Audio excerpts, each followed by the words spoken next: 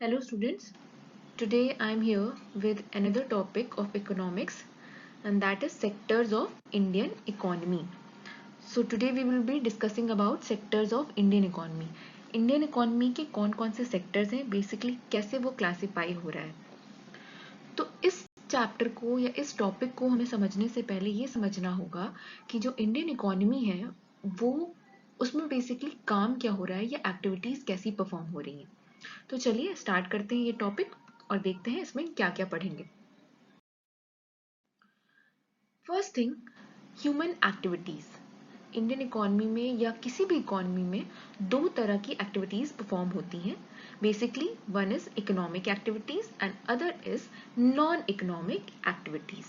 Okay, सो economic activities क्या होता है वो हम समझते चलेंगे, धीरे धीरे आगे पढ़ेंगे.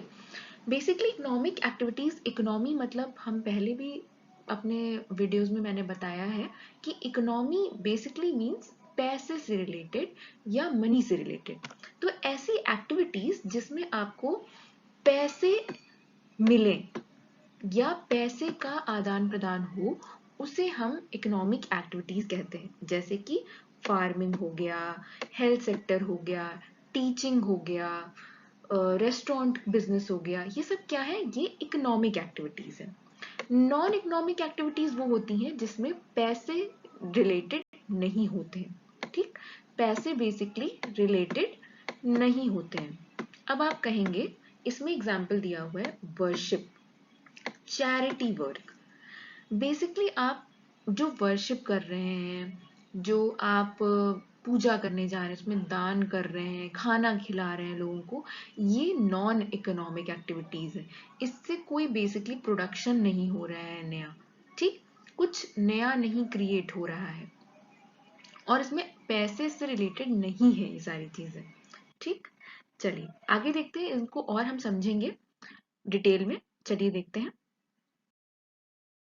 सो इकोनॉमिक एक्टिविटीज क्या होती हैं, चलिए देखते हैं.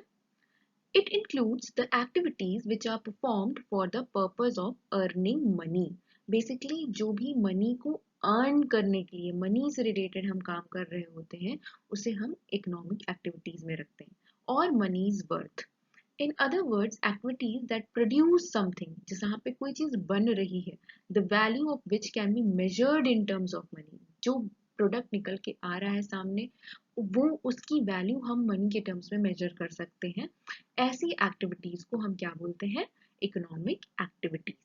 For example making furniture bye a carpenter, editing text bye an editor for newspaper. Newspaper के लिए कोई एडिटिंग कर रहा है, कोई एडिटर है, तो वो न्यूज़पेपर में आएगा नेक्स्ट टाइम. तो वो भी एक प्रोडक्ट है, वो भी मनी में आप उसको तौल सकते हैं, मेजर कर सकते हैं. Teacher teaching student in class. Basically teacher is also earning money through teaching students. Okay, तो ये सब क्या है? ये है economic activities. Now, what is non-economic activities? It includes the activities which are not performed for the purpose of earning money. जो नहीं perform की जाती है किस लिए? Money को earn करने के लिए. और money is worth, but to satisfy some emotional, psychological और physiological needs.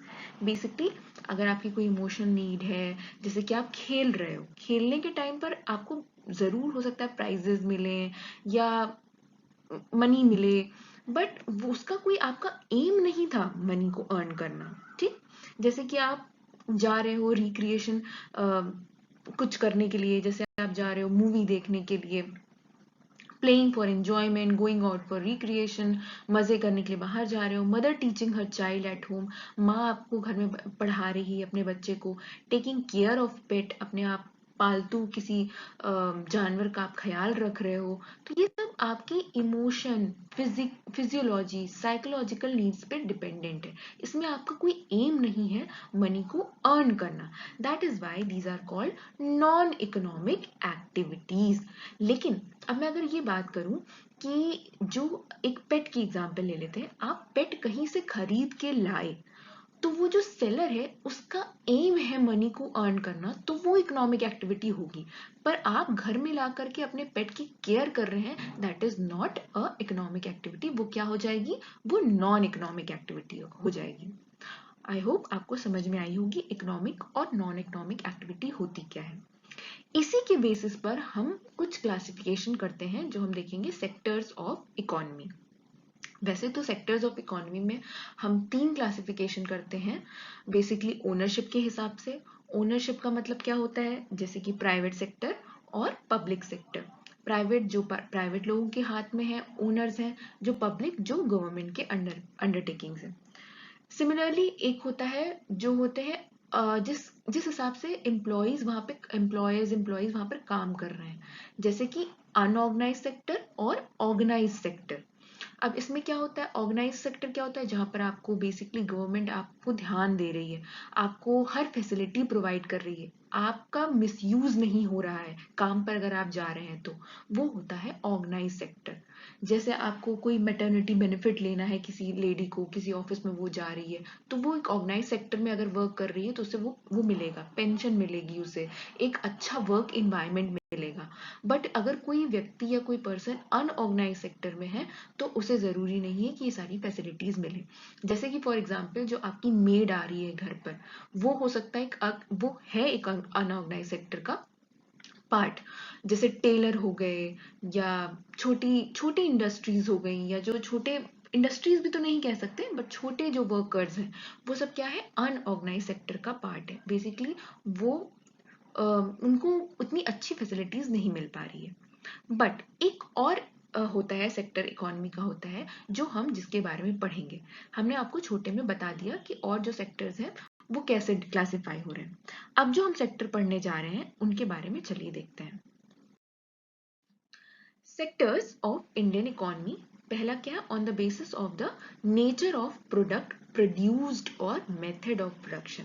बेसिकली हम यहाँ पर प्रोडक्ट से रिलेटेड बात करेंगे कि प्रोडक्ट कौन सा प्रोड्यूस किया जा रहा है और कौन सा मेथड या टेक्निक यूज हो रही है प्रोडक्शन करने में। उस बेसिस पर हम कुछ क्लासिफाई करेंगे, देखते हैं, धीरे धीरे समझते हैं। सबसे पहला है सबसे पहला है प्राइमरी सेक्टर, दूसरा है secondary sector, and third is tertiary sector. और हम किस बेसिस पे इसको क्लासिफाई कर रहे हैं, नेचर ऑफ प्रोडक्ट प्रोड्यूस्ड, कैसा ये प्रोडक्ट प्रोड्यूस करते हैं।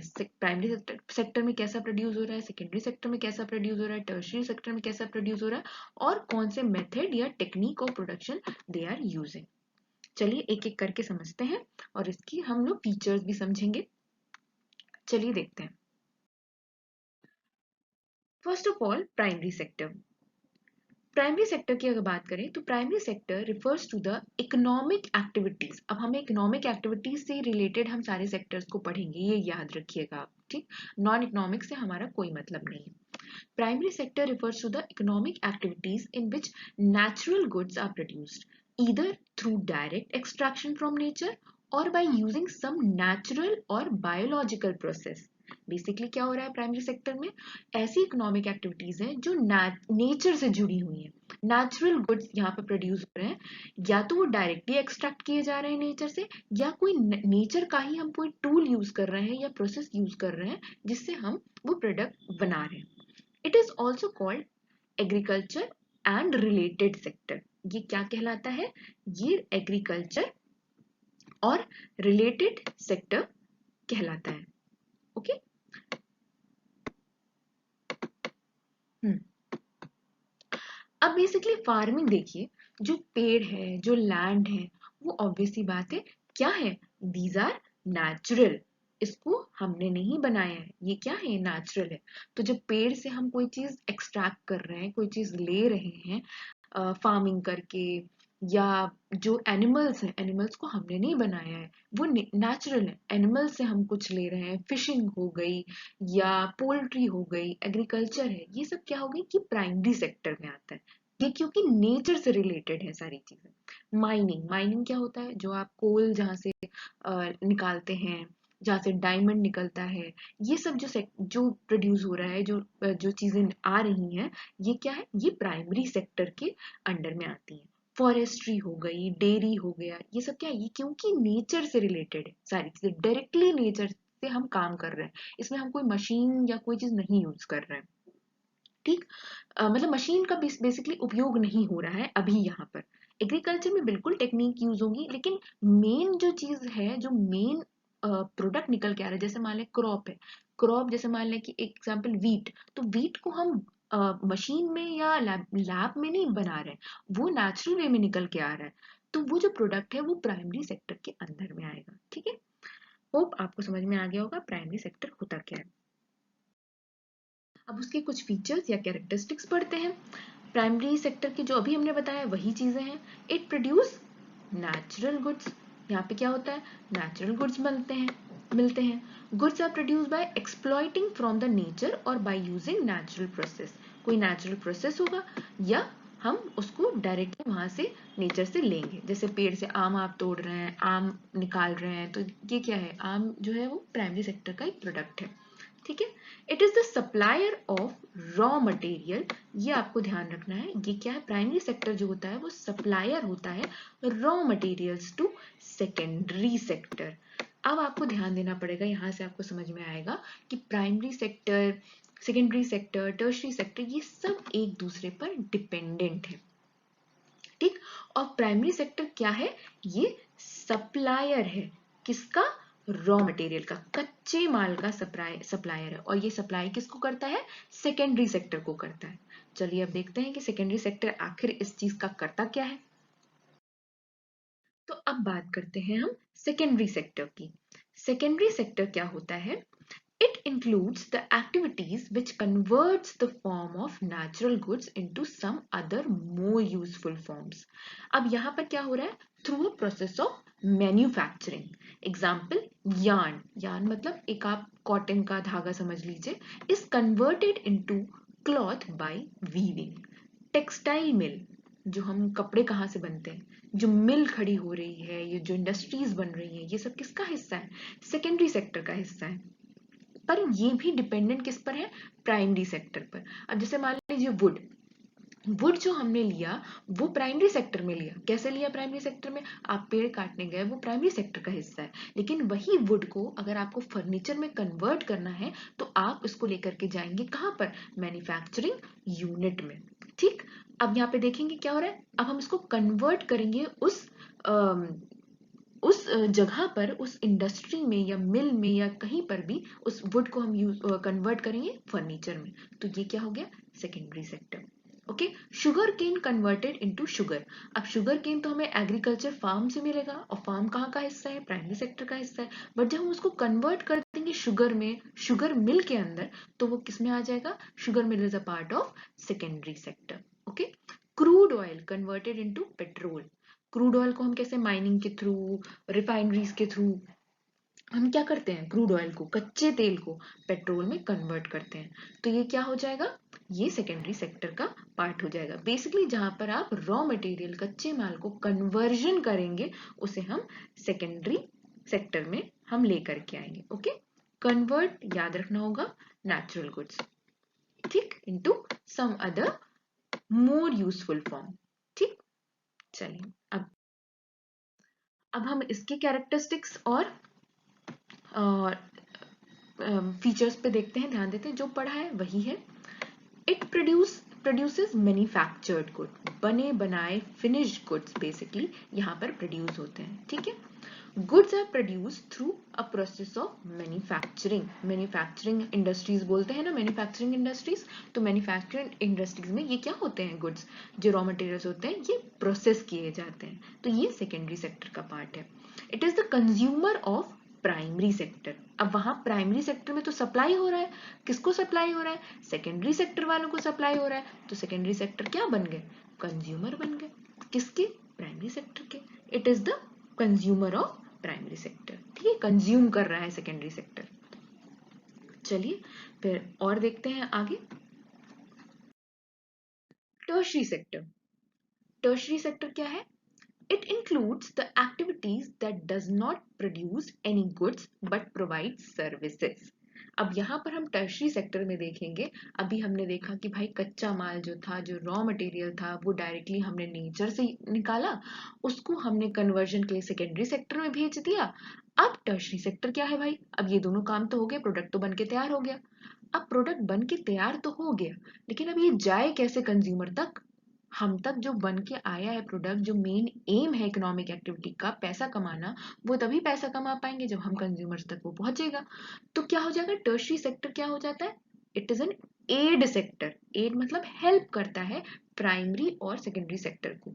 ठीक, it provides services, it is known as service sector. Basically service sector, आपने आजकल बहुत सुना होगा ये वर्ड सर्विस सेक्टर।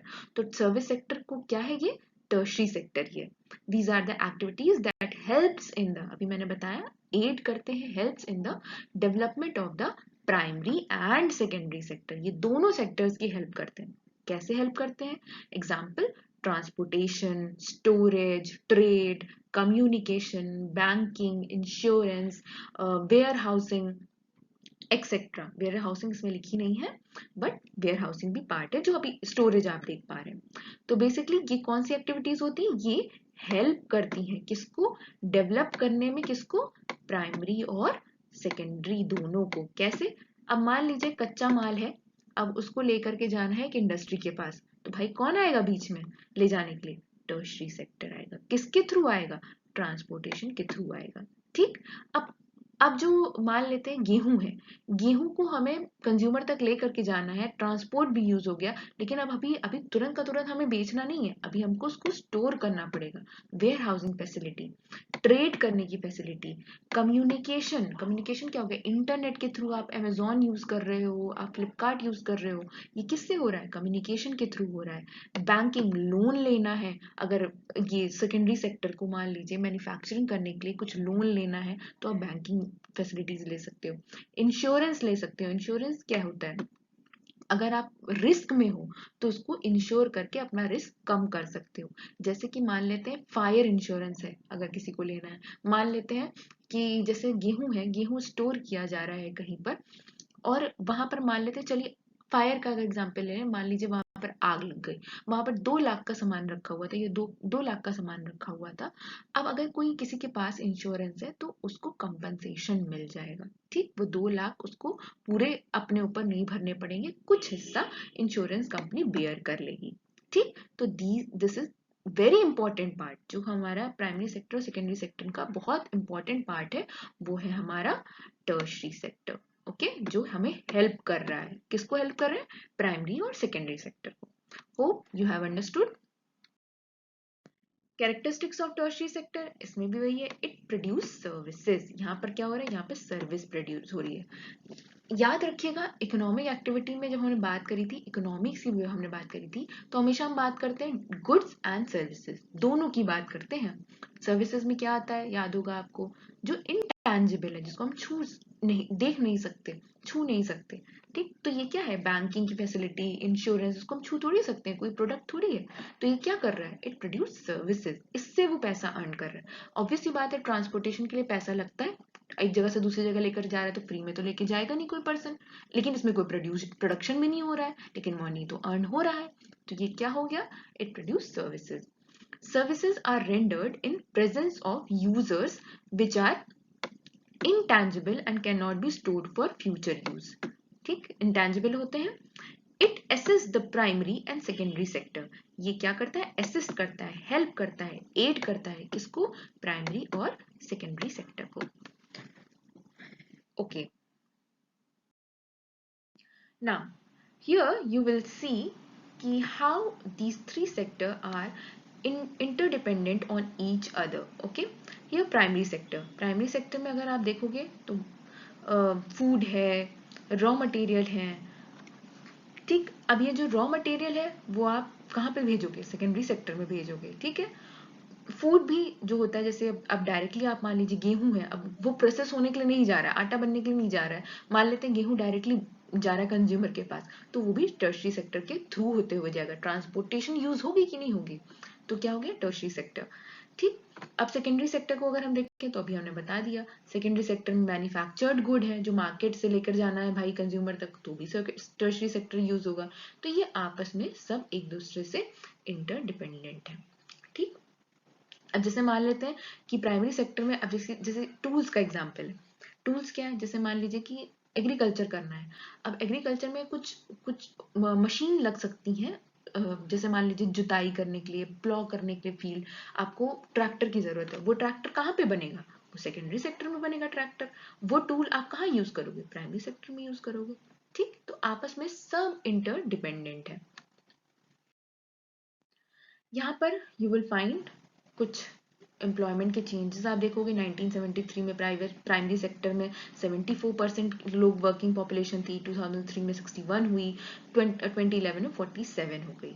ठीक, 47%। ऐसे ही सेकेंडरी सेक्टर में अगर आप देखोगे 10 थी, 15 थी, फिर 24 हुई। टर्शरी में क्या हो गया? 16, 24 और 29।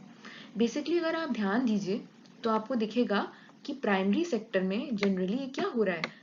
कम होता जा रहा है वर्किंग पॉपुलेशन। सेकेंडरी में क्या हो रहा है? बढ़ रहा है। हालांकि रेट बहुत ज्यादा नहीं है बट बढ़ रहा है। और टर्शरी सेक्टर में तो आप बहुत ही ज्यादा देखोगे, ठीक, इंक्रीज लोगों का काम करने का। टर्शरी सेक्टर जो है वो जीडीपी में सबसे ज्यादा ऐड करता है वैल्यू। ओके, अच्छा, प्राइमरी सेक्टर में, जो प्राइमरी सेक्टर है हमारा, उसमें लो प्रोडक्टिविटी होने का कारण क्या है? भाई लो प्रोडक्टिविटी तभी लोग वहां से निकल के जा रहे हैं, दूसरी जगह पर काम कर रहे हैं। लो प्रोडक्टिविटी है तभी वहां पे इतना पैसा लोग नहीं अर्न कर पा रहे हैं, इसलिए लोग दूसरी तरफ भाग रहे हैं, दूसरे सेक्टर्स में। तो रीजन क्या है प्राइमरी सेक्टर में लो प्रोडक्टिविटी का? सबसे पहला रीजन क्या है? The primary sector is still using poor and comparatively less advance technology. आज भी यहाँ पर पुअर और लेस एडवांस टेक्नोलॉजी का यूज हो रहा है। कहीं कहीं तो खुद जा करके लेबर अपने हाथों से काम कर रहे हैं आज भी। ठीक है, infrastructure for primary sector is not well developed. Infrastructure मतलब बहुत सारी रोड्स बहुत अच्छी नहीं हैं, और कैनाल्स बहुत अच्छे नहीं हैं जो प्राइमरी सेक्टर को सपोर्ट कर सकें। पानी, इरिगेशन फैसिलिटी बहुत अच्छी नहीं है। Productivity of primary sector is dependent on natural resources which is limited and decreasing day by day। भाई जो प्रोडक्टिविटी है वो सीधी सी बात है नेचुरल रिसोर्सेज पर डिपेंडेंट है, और नेचुरल रिसोर्सेज धीरे धीरे क्या हो रहे हैं? डिप्लीट होते जा रहे हैं। भाई डिफॉरेस्टेशन हो रहा है, वेदर आप देख ही रहे हो किस तरह से चेंजेस आ रहे हैं वेदर में। तो ये क्या हो रहा है? ये प्रोडक्टिविटी को कम करता है। More number of people are working in primary sector than exactly required. कहीं कहीं तो इतने ज्यादा लोग जाकर के प्राइमरी सेक्टर में काम करने लग रहे हैं जिनकी इतने लोगों की आवश्यकता ही नहीं है, उससे भी प्रोडक्टिविटी कम दिखती है। So thank you all. So this was all for today for this video. Hope you have understood this topic well. इस टॉपिक में हम और भी समझेंगे अनऑर्गेनाइज सेक्टर, ऑर्गेनाइज सेक्टर, इसके बारे में भी हम देखेंगे, बट वो नेक्स्ट वीडियो में। तो अगर आपको ये वीडियो पसंद आया है तो लाइक करिए, सब्सक्राइब करिए, शेयर करिए, कमेंट करिए अगर आपको कोई नया टॉपिक पढ़ना है इकोनॉमिक्स से related. Thank you so much.